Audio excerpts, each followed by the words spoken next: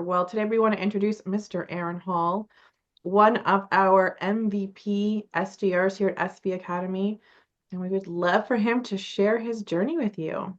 Aaron, you want to say hello?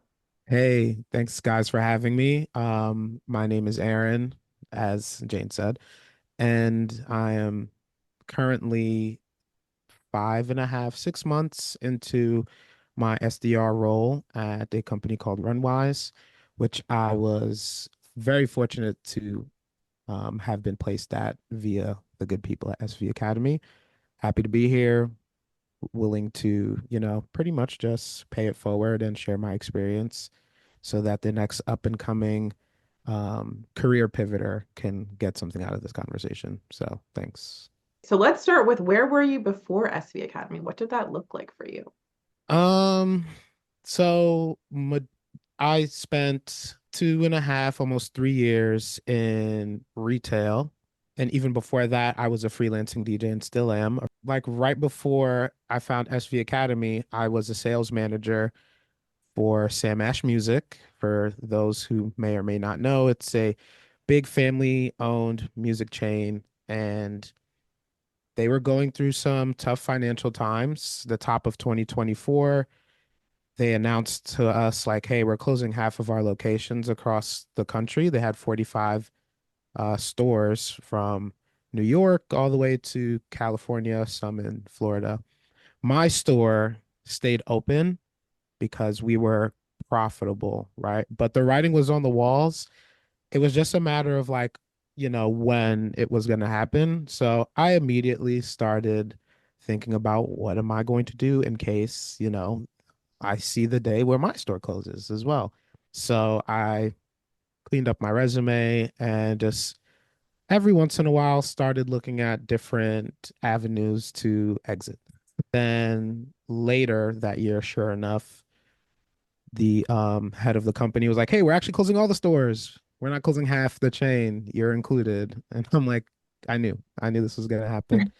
So it was around that time. It's like May or June, and I just got a little bit more aggressive with my outreach. I was connecting with people on LinkedIn, getting to know other tech sales personalities in the industry.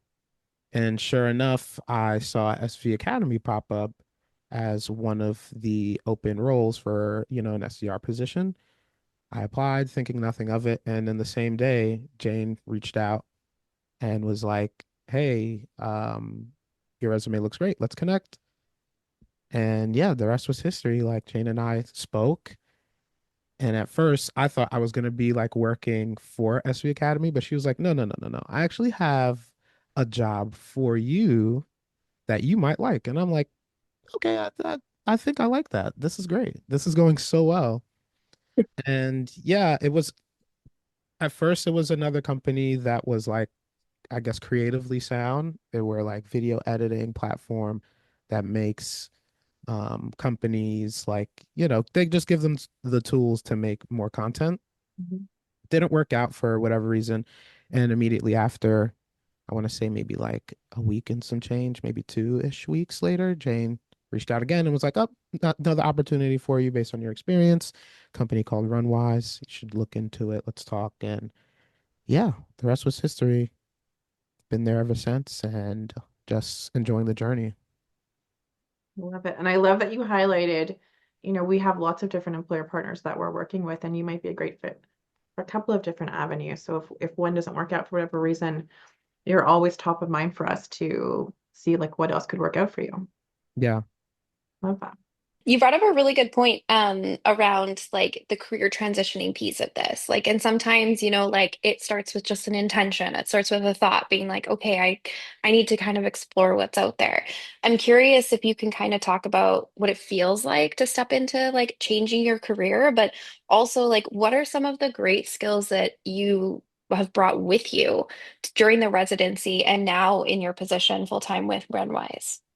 It felt scary to say the least. Like you just don't know what's gonna happen, right? Especially if like ideally, I'm guessing most people who are pivoting or transitioning um with their careers, you're probably going to be employed for a little bit, like depending on the situation.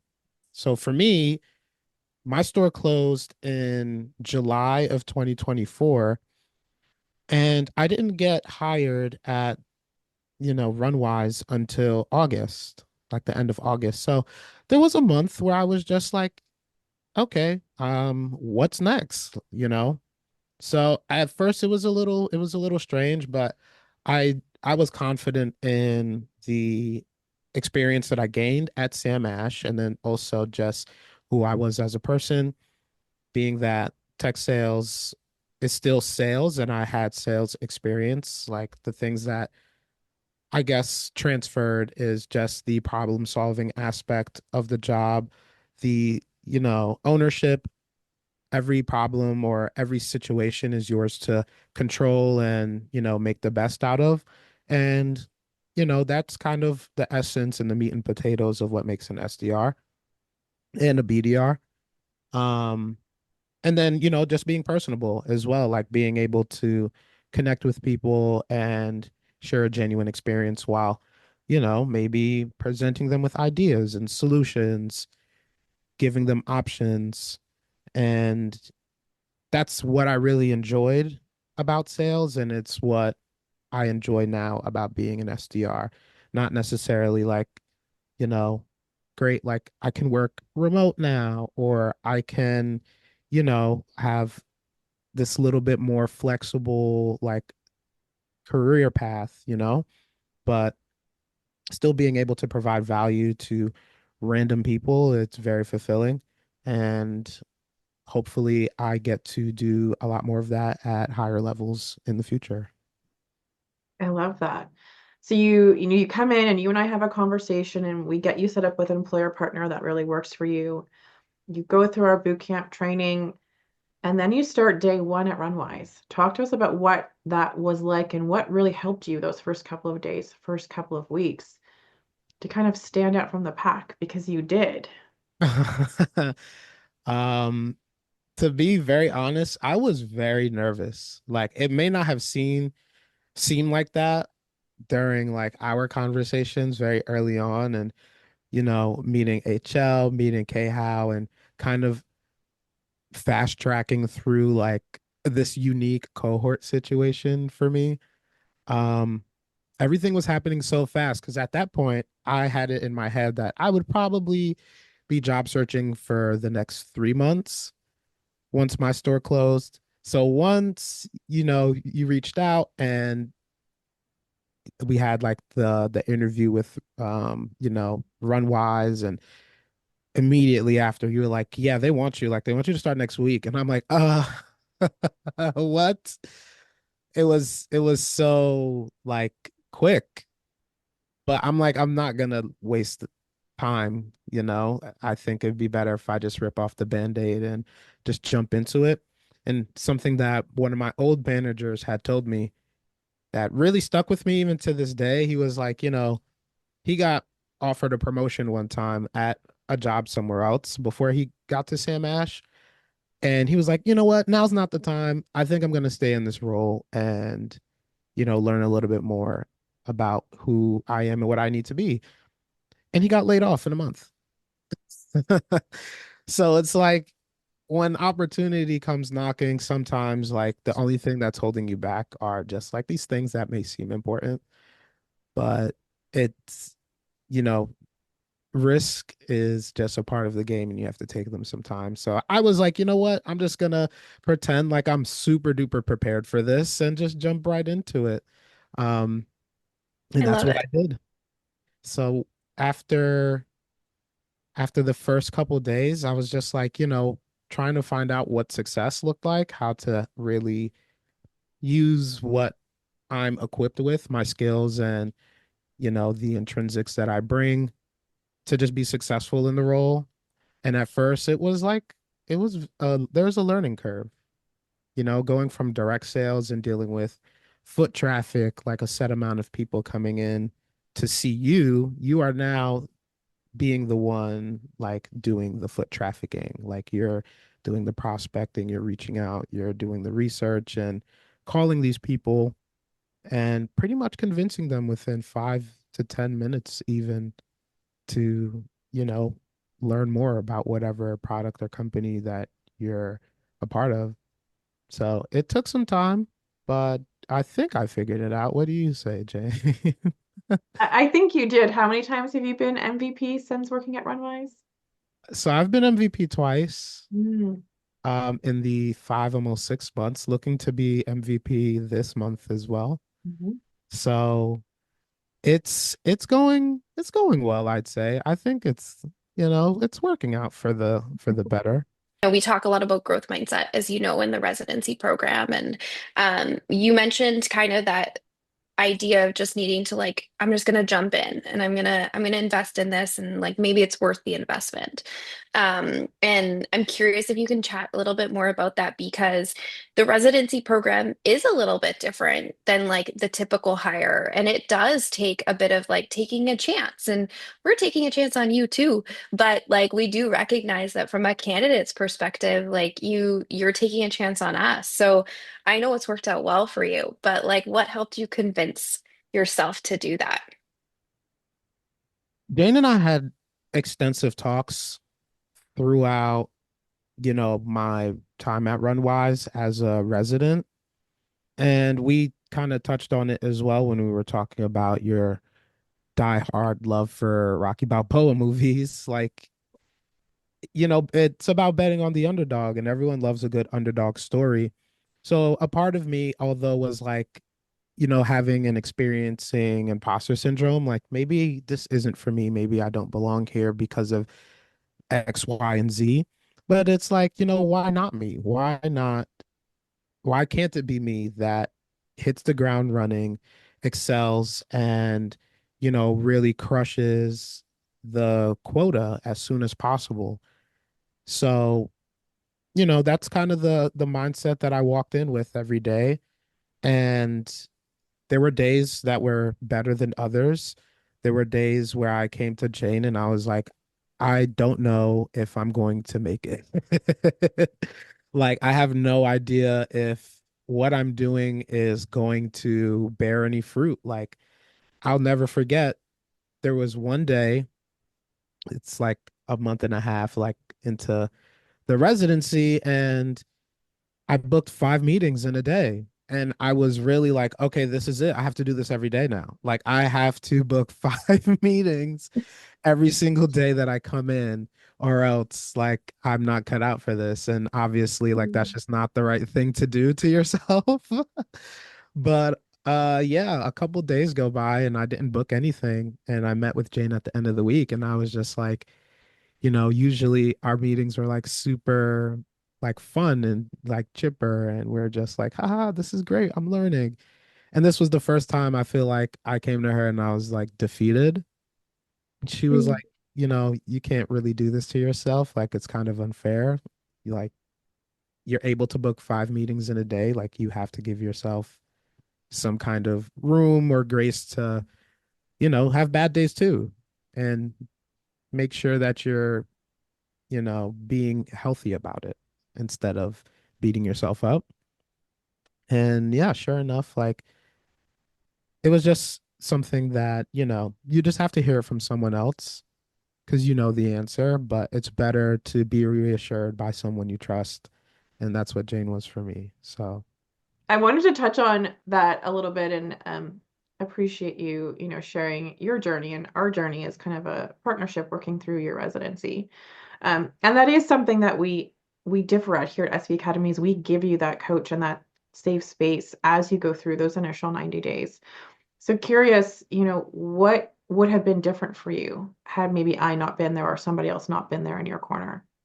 ooh, honestly, like I'm not really the best at asking for help or reaching out to people to talk about things or vent. I'm usually the ear and not the, Mm. the speaker. So I'm not sure. Like, it really helped that I had scheduled meetings with you for sure. Like, I made sure that there was something to talk about every single time we met, whether it was good or bad. And it really gave me incentive to either get better or, fail trying or, just learn something new to bring to you. And if I didn't have that, I mean, I have no idea what I would have been doing, to be honest, to highlight my successes or who I would talk to. Because honestly, like most of my friends don't really understand how this industry works. Most of my friends work in very like I have friends that are in law school, or I have friends that work in like the medical field. So they're doing like these very long, rigorous hours or whatever the case may be, but they don't really understand the nature of what like tech sales is. So, yeah, like just having somebody that understands what it's like to have to dial a bunch of people or like just the frame of what the job or the role is like really helped. You bring up a really good point around like a lot of people don't really know what the nature of a BDR role is. And like, I think that it's being explored a lot more now. Like people are going into like sales, quote unquote. But like, what would you, if you could talk to somebody who's just starting out, just starting to like look into becoming a BDR, what do you think is really important for them to know? I think the most, excuse me, I think the most important thing is to like, there's no, there's no mold, right? You're not supposed to be a certain type of person for this job. I think a lot of people, especially in sales in general, think that you have to be this super bubbly, upbeat, like ready to take on the day kind of person to be successful. And that's not necessarily the case. Like, I know a lot of introverted people that find success in sales, and it's just a matter of being yourself and accepting, the things that you might not be good at and being able to work on those, weaknesses to be better. And also just not being afraid to like admit when you need help as well too. I think that's something that is not really spoken about a lot. Like, thankfully at Runwise, everybody's so collaborative from the senior AEs down to the SDRs. Like, we all communicate with each other as far as like where we can help or make a difference and anything that we have going on. So, on top of the environment being, super collaborative, I also have people there that understand what it's like to have a missed meeting or not really have a quote unquote productive day. So, yeah, just being willing to be yourself, show up, give it your best, and, don't write the day off because you don't feel good when you get up. I think that's every job. Yeah, I love that. You are now our growth mindset spokesperson. I feel like through this conversation, I'm like, oh man, we're bringing you back for all of the guest speaking on that. You've got it down. Yeah, no, Anytime we can talk to Erin, we want to. Absolutely. I Yes. appreciate that. I appreciate that. Next time we'll have like a wine session. We can drink some wine and talk. Love it. Yes. Yes, we will. When it comes to like kind of a like day in, day out of like absolutely like I love that you spoke on like the resilience that's necessary. Sometimes like kind of coming in with the mindset like you're gonna lose some, you're gonna win some, you're gonna have people that don't show up to meetings. Like that's all gonna kind of come. And I think you learn that through the residency. And it's beautiful that we're able to kind of be in your corner, being like, that's okay, it's normal, it's supposed to happen, take a breath. But if you were to kind of describe like a day to day? Like what do you, especially at the beginning, like what was a typical day in the life of a BDR resident for you? So in the beginning, it's just a lot of figuring out the like a workflow that works for you. So at my job specifically, it's not really micromanaging. It's like, look, here are your numbers. Here's what we expect. How you go about it, it's completely on you. which I wasn't necessarily used to coming from a retail space. It's like we have tasks at, every turning point, and then you have a weekly check-in with your manager. So the nature of how I went about the job was completely different. It was a lot of pitch practicing, objection handling. I don't know why I forgot that word. Um, and yeah, just like figuring out how to pretty much be as prepared as possible on the phones. Now, X amount of months later, like learning how to get more creative with reaching out to people via email, sequencing, sales cadence, like how many times you are contacting a specific or set amount of prospects, and really finding a rhythm in terms of like how you work through your list of contacts. I think that is something that I really put an emphasis on because in sales, like for me, I looked at it like this, like there were people who, I that would walk into my store, know what they want, and I just had to show it to them. Then there were people who were like, I don't really know what I want. I have a budget, like show them something. And then there's the people who are just like, why should I spend money on this? Like, why am I even in here? And then still trying to sell them something. And they would come around eventually. So same thing, I guess, as an SDR, there are people who you would get on the phone with and they already have a problem. You just called them at the right time on the right day. Then there's the people that are like, all right, this sounds good, but like, why do I need to do this? And really conveying the importance in selling the meeting that you're trying to book. And then there's obviously the people that are like, I don't know why I picked up the phone in the first place. Like, please get off my phone.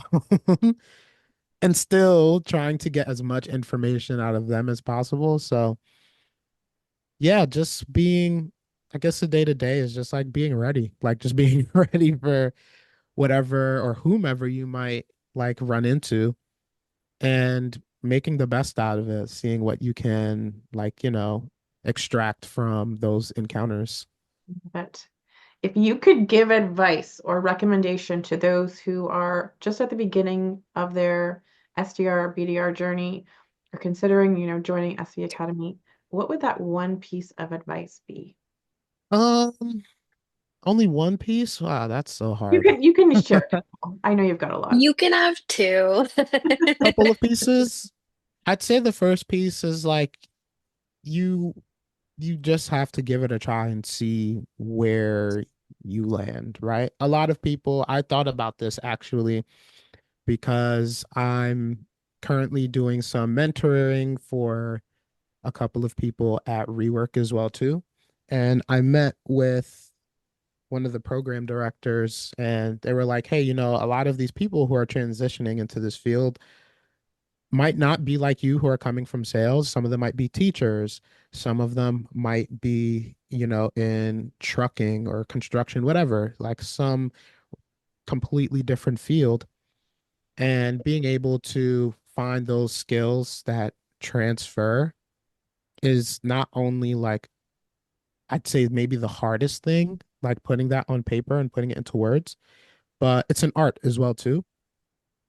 But it starts with you believing those that there is things that would translate, right? Like I don't know, like specifically, let's say a teacher, like being able to negotiate, right, with children. That's something that obviously it's overlooked because it's something you do every day, and it's like there's no way that this would make a difference in me pivoting careers. But those are the things that you're gonna want to bring with you, obviously, when you're move like trying to be an SDR or BDR.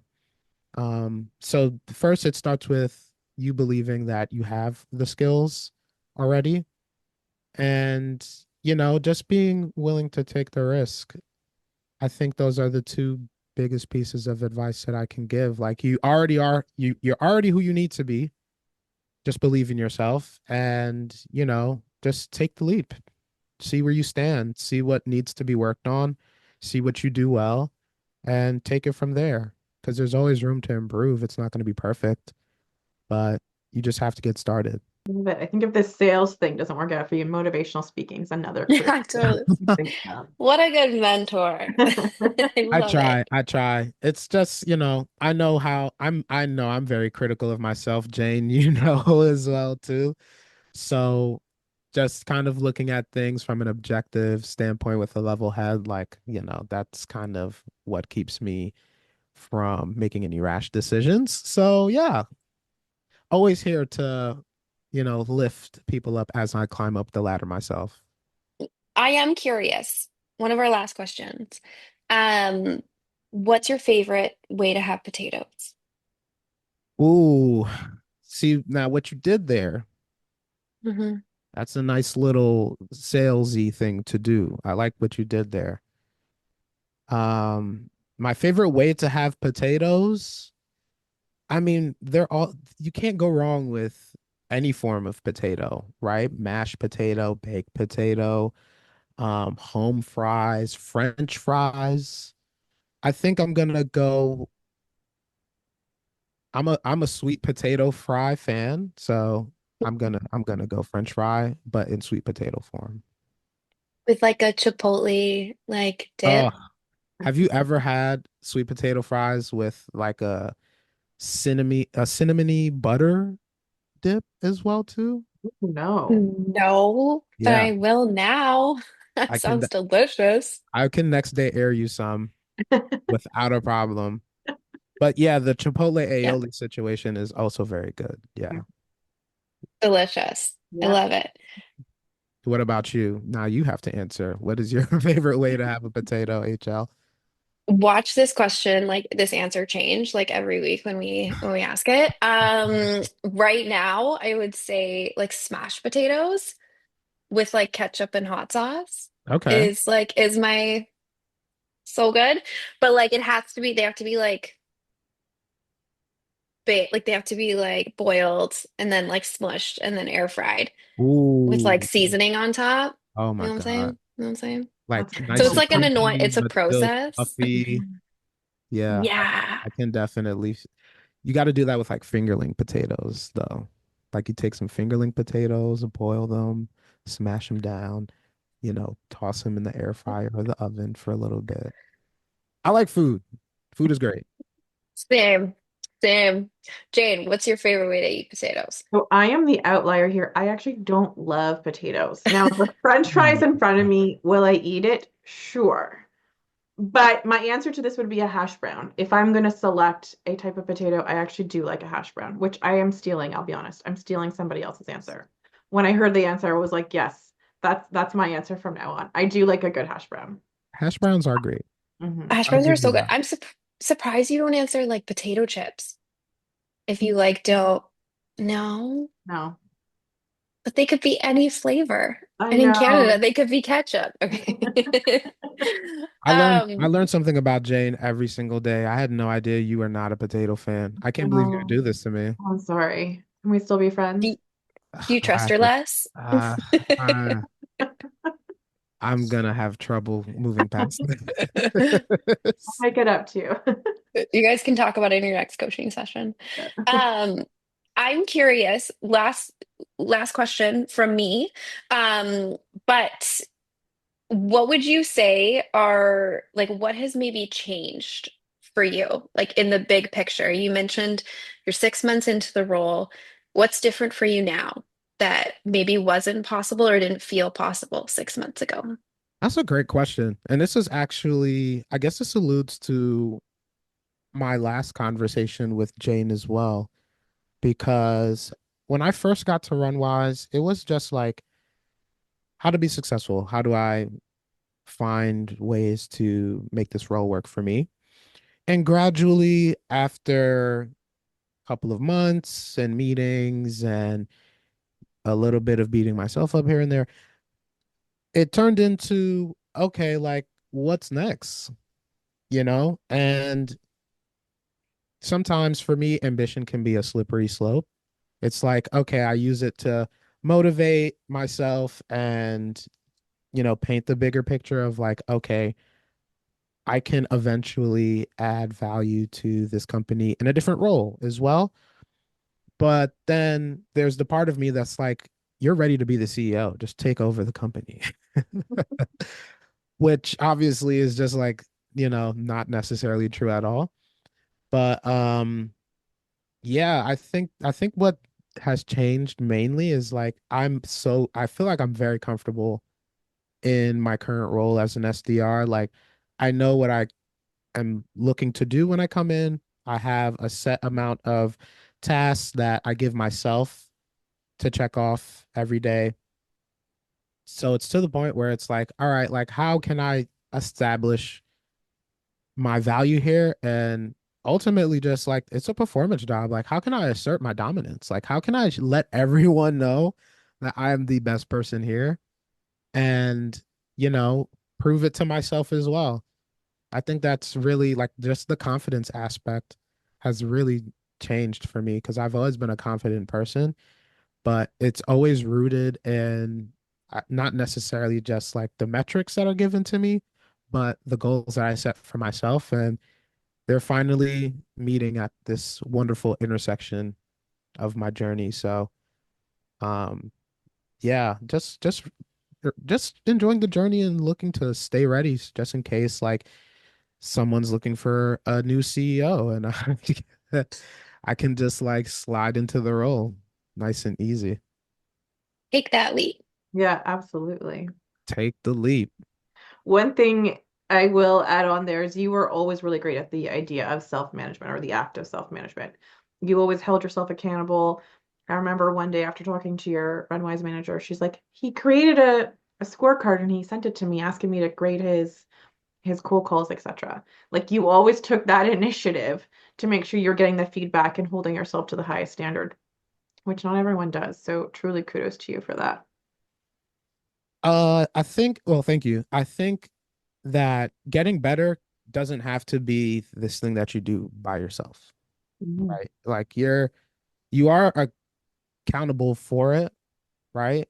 But it's always something that you can do with other people. And obviously, my manager, shout out to her, she's amazing at what she does.